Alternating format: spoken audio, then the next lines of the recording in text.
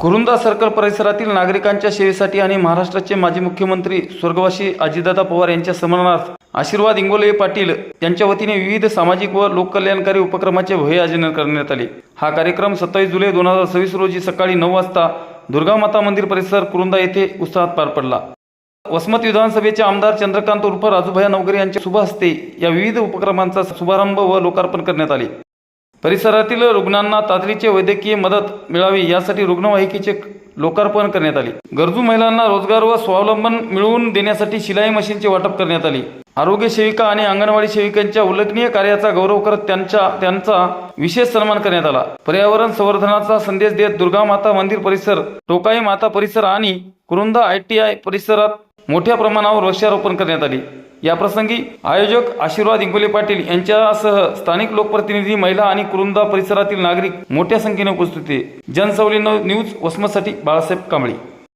पवार साहेब जेव्हा हयात होते आणि मी ज्यांच्या नेतृत्वाखाली काम करतो असे आमदार राजूभाई नवघरे यांच्या मार्गदर्शनाखाली मी जेव्हापासून या सामाजिक कामात राजकारणात काम करतो तेव्हापासून पाहतो की अजितदादांचं एक स्वप्न होतं, ज्या आपल्या येथील महिला आहेत, आपल्या महाराष्ट्रातील जेवढ्या काही महिला असतील, विधवा असो, त्यांना एक रोजगार देऊन त्यांना एक स्वतःच्या कमाईचं तयार करायचं असं आपल्या सर्वांच्या लाडक्या अजितदादांचं म्हणणं होतं।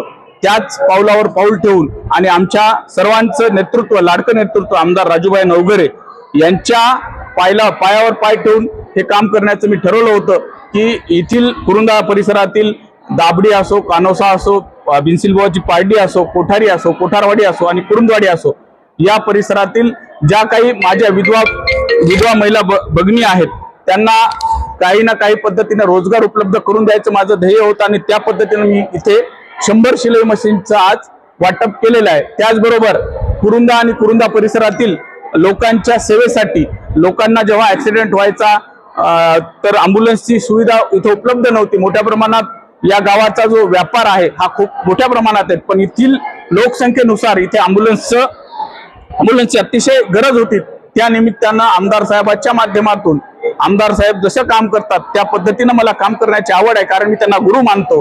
त्याच उद्देशानं इथे मी अँब्युलन्सचं आज लोकार्पण केलं।